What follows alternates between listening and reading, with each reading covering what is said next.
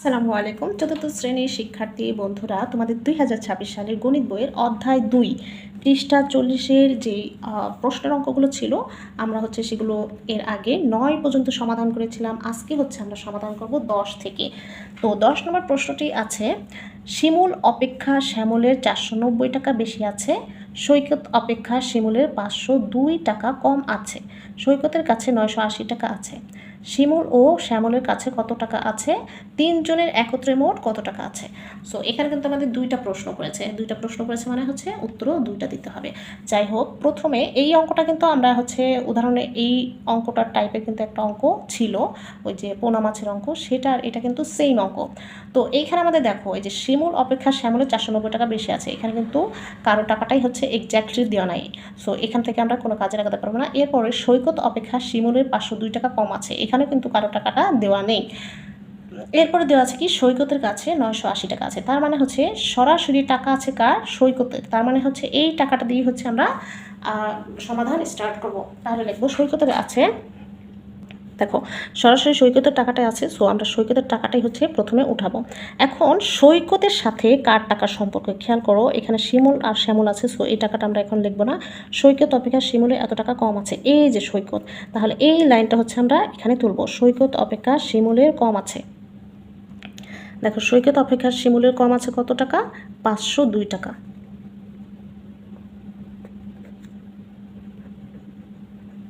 আচ্ছা, এবার তাহলে কার টাকাটা বের হবে? সৈকতের টাকা তো সরাসরি দেওয়া আছে, তাহলে বের হবে কার টাকা? শিমুলের টাকা। তাহলে শিমুলের টাকা বের করতে হলে কিভাবে বের করতে হবে? যেহেতু সৈকত অপেক্ষা শিমুলের কম আছে, কম যেহেতু আছে, তাহলে আমাদের এই কম টাকাটা মানে এই যে 502 টাকা যেহেতু কম আছে, তার মানে এইটা থেকে এই 502 টাকাটা কী করে ফেলতে হবে? সরাই ফেলতে হবে, বিয়োগ করে ফেলতে হবে, মানে কমিয়ে ফেলতে হবে। তাহলে আমরা কার টাকাটা পাবো? শিমুলের টাকাটা পাবো। তাহলে এখানে একটা দাগ দিয়ে আমরা যেহেতু কমে যাবে, তাহলে বিয়োগ করতে হবে। বিয়োগ করলে কত আসে? উপরে যেহেতু উপরের সংখ্যাটা কত ছোট থাকলে আমরা এখানে কত ধরবো? 10 থেকে 2 বিয়োগ করলে থাকে 8, হাতে ছিল 1, এখানে 1 ধরলে 8 থেকে 1 বিয়োগ করলে থাকে কত? 7, আর এই 9 থেকে 5 বিয়োগ করলে থাকে 4। এই টাকাটা এই যে শিমুলের, ঠিক আছে, এই যে শিমুলের টাকা। এখন আবার দেখো, এই শিমুলের টাকার সাথে সম্পর্ক আছে কার? এই যে শিমুল অপেক্ষা শ্যামলের এত টাকা বেশি আছে। তাহলে আমরা এটা লিখতে পারি, তোমরা চাইলে এটা আবার দিয়েও লিখতে পারো, অথবা এইখান থেকে স্টার্ট করতে পারো, মানে এই লাইনের নিচেও স্টার্ট করতে পারো। এই যে দেখো, এই যে শিমুলের আছে এত টাকা, এখন শিমুলের টাকার সাথে শ্যামলের টাকার সম্পর্ক আছে, সো আমরা এখন এইটা দিয়েই কী করতে পারবো? শ্যামলের টাকাটা বের করে ফেলতে পারবো। খেয়াল করতে হবে, শিমুলের এই টাকাটা আছে, শিমুল অপেক্ষা শ্যামলের বেশি আছে 490 টাকা। যেহেতু বেশি আছে, তার মানে কি, এই যে এটার থেকেও 490 টাকা বেশি আছে। বেশি থাকলে কী করে বের করতে হবে? যোগ করে বের করতে হবে। কার টাকাটা আসবে এখানে? শ্যামলের টাকা। সুতরাং শ্যামলের আছে, দেখো যদি যোগ করি, 8 আর 0 যোগ করলে 8ই হয়, 9 আর 7 যোগ করলে 16, 16 6, হাতে আছে 1, 4 আর 4 8, আর হাতে ছিল 1, কত হলো? 9। এই যে 968 টাকা কিন্তু আমরা পেয়ে গেলাম শ্যামলের। এবার একটু খেয়াল করো, এই যে এখানে কিন্তু আমাদের উত্তর চেয়েছিল শিমুল ও শ্যামলের কাছে কত টাকা আছে। তো শিমুল ও শ্যামলের টাকাটা কিন্তু আমরা পেয়ে গিয়েছি। দেখো, এই যে শিমুলের টাকাটা এটা, আর শ্যামলের টাকাটা এটা। একটা উত্তর কিন্তু আমরা পেয়ে গেলাম। এখন আমাদের কাছে চেয়েছে তিনজনের একত্রে মোট কত টাকা আছে। এটা কিন্তু এখন কী করতে হবে? তিনজনের টাকা কী করতে হবে? মোট যেহেতু বলছে, তাহলে যোগ করতে হবে। তিনজন বলতে কে? দেখো এখানে মানুষ আছে কয়জন? তিনজন, শিমুল, শ্যামল এবং সৈকত। তাহলে তিনজনের টাকাটা কিন্তু আমরা আলাদা আলাদা পেয়ে গিয়েছি, সেই তিনজনের আলাদা টাকাগুলো এখন একত্রে করতে হবে। দেখো, তিনজনের একত্র মোট আছে, প্রথমে আমরা সৈকতের টাকাটা লিখবো। সৈকতের ছিল কত? 980 টাকা। সেটার সাথে যেহেতু মোট আছে, তাহলে যোগ করব, যোগ। এরপর কারটা পেয়েছি যে শিমুলের টাকা, শিমুলের 478 টাকা, যোগ। এরপর পেয়েছি এই যে শ্যামলের টাকা 968 টাকা। আচ্ছা, এটা আমরা পাশাপাশি কেন লিখলাম? কারণ এই তিনজনের টাকা বারবার তিনটা সেন্টেন্স লিখতে কিন্তু অনেক সময় দরকার, সো আমরা পাশাপাশি এভাবে করে তোমরা কী করতে পারো? এই যে এখানে রাফ করবা।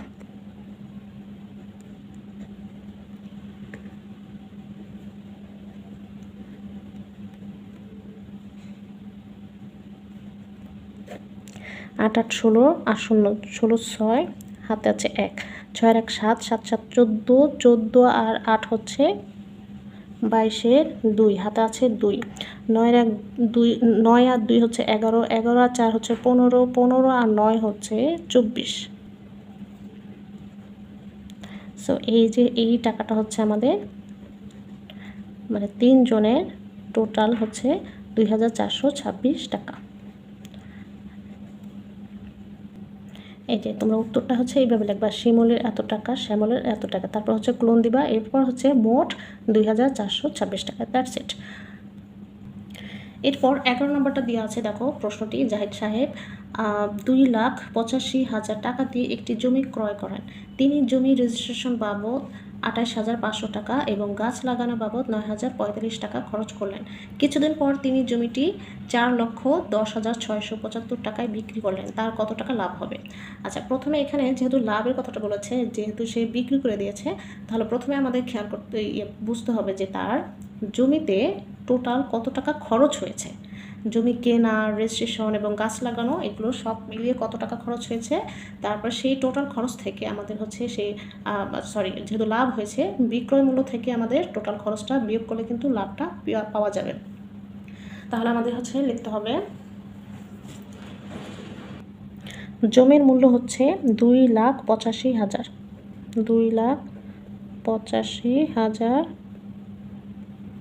টাকা। এগুলো তো মানে হচ্ছে মেইন হচ্ছে তোমার হিসাব এবং এই অঙ্কগুলো, এই সংখ্যাগুলোই হচ্ছে মেইন।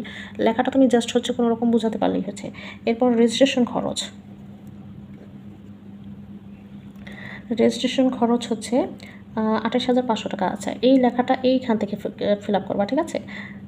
এই যে এই 0 বরাবর 0, এই 0 বরাবর একটা 0, এই 0 বরাবর হচ্ছে এই 5, আর হচ্ছে এই 8 বসবে এই 5 বরাবর 8, আর 2 বসবে এই 8 বরাবর। এটা খেয়াল করতে হবে। এই পাশ থেকে কিন্তু আমাদের ফিল আপ করতে হবে। এই পাশ থেকে ফিল আপ করলে কিন্তু তোমার অঙ্ক মানে যোগ অথবা বিয়োগ করার সময় কিন্তু ভুল হবে। এরপর হচ্ছে গাছ লাগানো খরচ। গাছ লাগাতে খরচ 9,045 টাকা। সো এইখানে 45-এ 5 দেব এই 0 বরাবর, তারপর হচ্ছে 4, তারপর হচ্ছে এই যে 0 এখানে বরাবর হচ্ছে 9 টাকা। আচ্ছা, এখানে আমি ডট দিয়েছি, তোমরা কিন্তু টাকা দিবা। এবার এইখানে আমাদের এই টোটাল মানে এই তিনটা জায়গায় তার কত টাকা খরচ হয়েছে সেটা কিন্তু আমরা হচ্ছে যোগ করে বের করবো। তাহলে মোট খরচ হয়েছে, মোট খরচটা আমরা কী করে বের করবো? যোগ করে।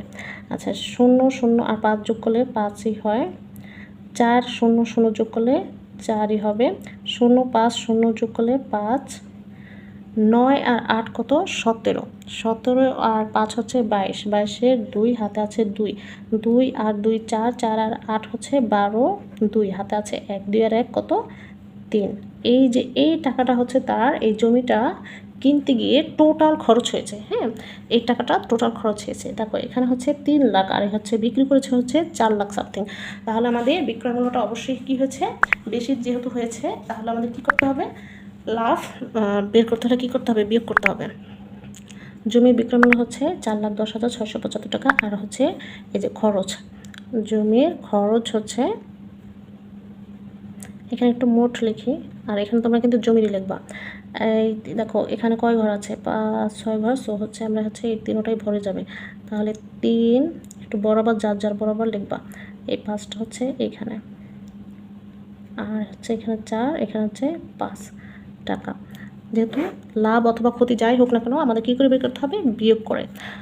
ঠিক আছে, লাভ অথবা ক্ষতি যখনই হচ্ছে বের করতে হবে তখন হচ্ছে বিয়োগ করে বের করতে হয়।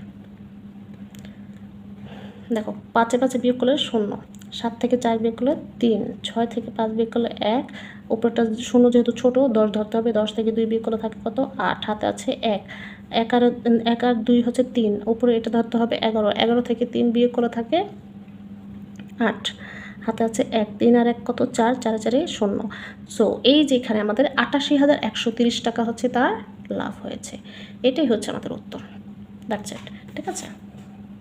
আচ্ছা, এখানে যদি কোথাও গণনা করাতে ভুল হয়ে থাকে তাহলে অবশ্যই কিন্তু আমাদের কমেন্ট করে জানিয়ে দেবা। এরপর 12 নম্বর প্রশ্নটা, এই যে বয়সের অঙ্ক, এগুলো কিন্তু অনেক ইম্পর্ট্যান্ট। হ্যাঁ, এখানে যতগুলো অঙ্ক আছে সবই ইম্পর্ট্যান্ট। সো তোমাদের খুব কেয়ারফুলি এগুলো শিখতে হবে। কোনোটা যদি না শিখে থাকো, না বুঝে থাকো, তাহলে অবশ্যই আমাদের কমেন্ট করে জিজ্ঞেস করতে পারো।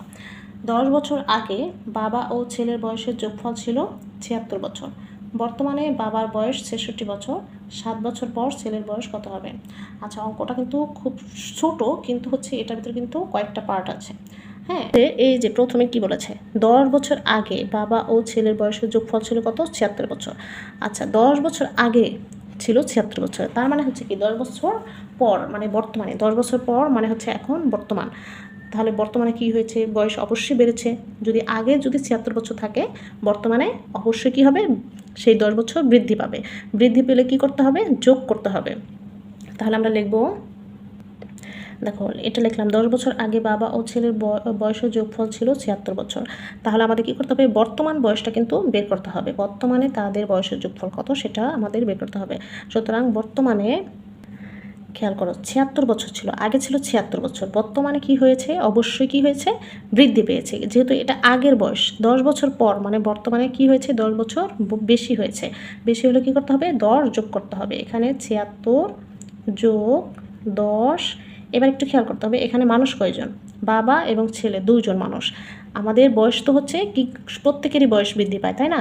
যেহেতু বাবার বয়সও 10 বছর বৃদ্ধি পেয়েছে, ছেলের বয়সও 10 বছর বৃদ্ধি পেয়েছে, এই জন্য 10 কী করতে হবে? 2 বার যোগ করতে হবে। এখানে 10 2 বার যোগ করলে হবে, অথবা 10 গুণ দিয়ে দিলেও হবে।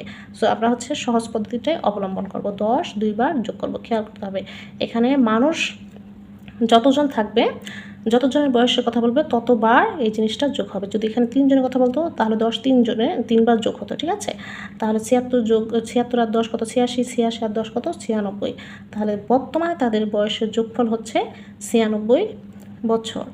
এবার খেয়াল করো, বর্তমানে কিন্তু তাদের বয়সের যোগফল পেয়ে গেলাম। এখন বর্তমানে কিন্তু বাবার বয়সটা দেওয়া আছে।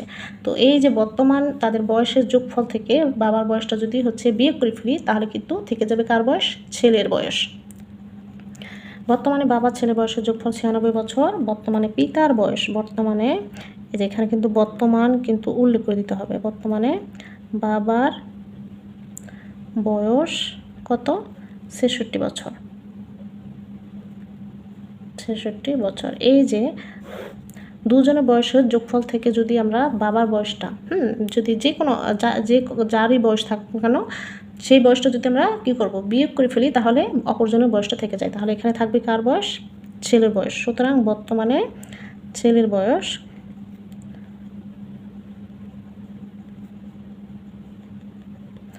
এই যে দেখো 6 6 0, 9 থেকে 6 বিয়োগ করলে থাকে 3। তাহলে বর্তমানে ছেলের বয়স হচ্ছে কত? 30 বছর। এবার আমাদের কাছে প্রশ্ন চেয়েছে কি, 7 বছর পর ছেলের বয়স কত হবে? বর্তমান যদি 30 বছর হয়, 7 বছর পর তার কি হবে? বয়স বৃদ্ধি পাবে, আরও 7টা বছর বেড়ে যাবে। তাহলে বাড়লে কী করে বের করতে হবে? যোগ করে বের করতে হবে। সুতরাং এই যে 30 আর 7 যোগ করলে কত আসে? এই যে 0 আর 7 কত? 7 আর হচ্ছে 3। 30 আর 7 যোগ করলে 37 বছর। এই অঙ্কটা কিন্তু তোমাদের সৃজনশীলে অনেকভাবে ঘোরায় আসে, তবে হচ্ছে কিন্তু ইজি। এটা তোমাকে স্টেপ বাই স্টেপ যদি তুমি হচ্ছে বুঝে করতে পারো, তাহলে কিন্তু ইজি, একটু বড় হলেও ইজি। সো আশা করি এই যে এখানে কিন্তু সবগুলো অঙ্ক আমরা সমাধান করে দিলাম। এরপরে 2টা যে অঙ্ক আছে সেগুলো বেশি ইম্পর্টেন্ট না, সেগুলো আমাদের সমাধান না দিলেও চলবে। সো আশা করি তোমাদের এই চ্যাপ্টারের সবগুলো সমাধান কিন্তু আমাদের দেওয়া হয়ে গিয়েছে। আশা করি বুঝতে পেরেছো। বুঝে থাকলে কিন্তু আমাদের ভিডিওতে লাইক দিবে, কোনো কিছু না বুঝলে কমেন্ট করবে, আর বন্ধুদের সাথে শেয়ার করবে। পরবর্তী ভিডিও আপডেট পাওয়ার জন্য আমাদের বর্ণলিপি একাডেমিক চ্যানেলটি সাবস্ক্রাইব করবে, ফেসবুক পেজটি ফলো করবে। আল্লাহ হাফেজ।